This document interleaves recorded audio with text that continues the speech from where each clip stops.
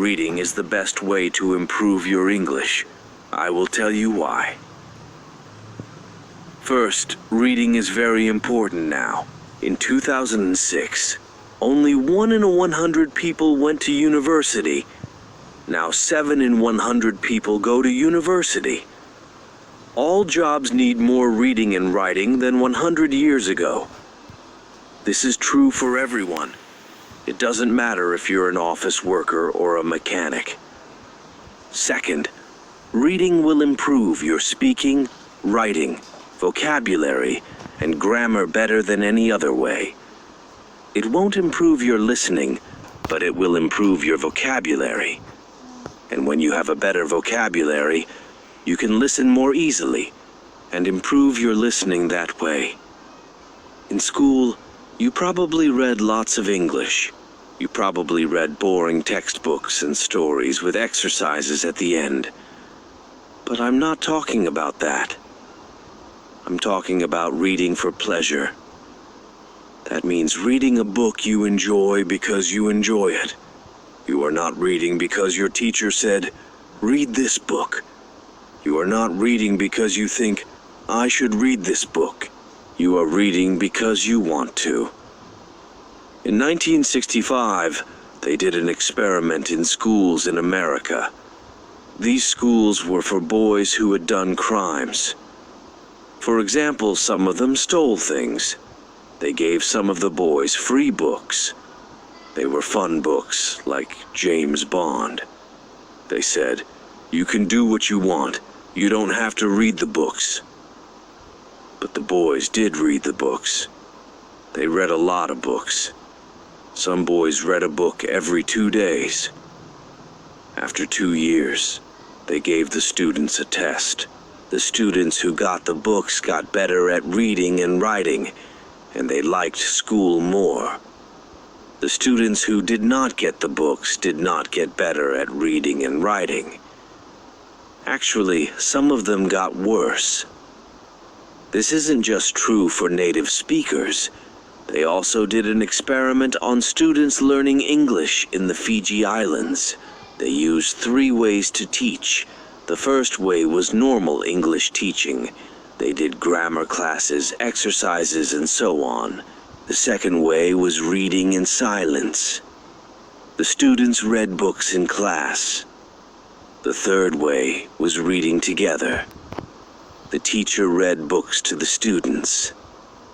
After 1 year, the 2 ways with reading were the best. They were much better than the students who did normal English classes. They did the experiment again in Singapore. There, the students who read in silence did very well.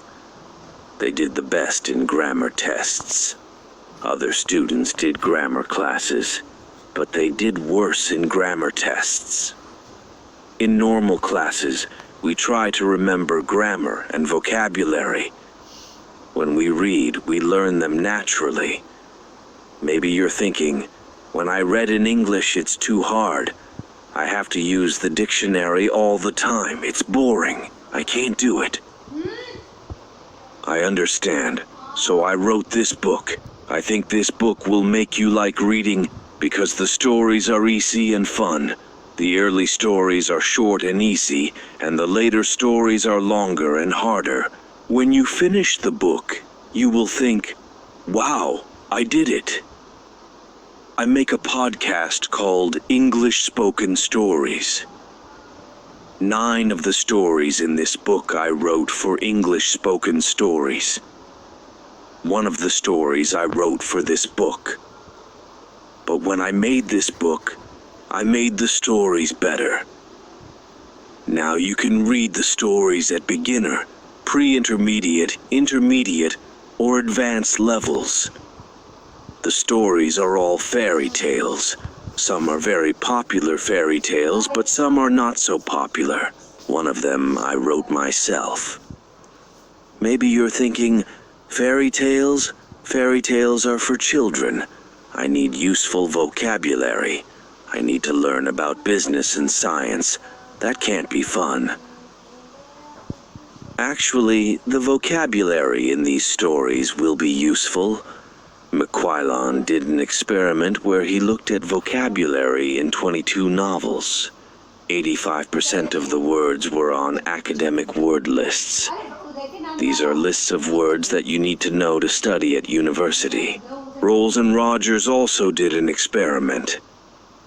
They said, if students read 1 million words of science fiction, will they learn important science words for studying at university? The answer was yes. So yes, fairy tales are useful for you too. But I understand if you still don't believe me. When I learned about all this, I found it hard to believe too. But I like to try new things, and I love learning languages. So in 2017, I decided to do an experiment. I had wanted to learn Spanish for a long time, but I didn't learn much in normal classes. I said, I will read 1 million words in Spanish. Afterwards, I will see what my level is. 1 million words is about 20 novels, so it was a lot of work. I started with very easy reading, like this book.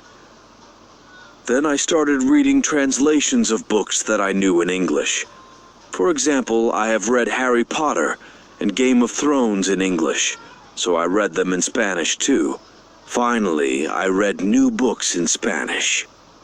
I read Latin American authors, that means writers, such as Isabel Allende, Luis Jorge Borges, and Manuel Puig.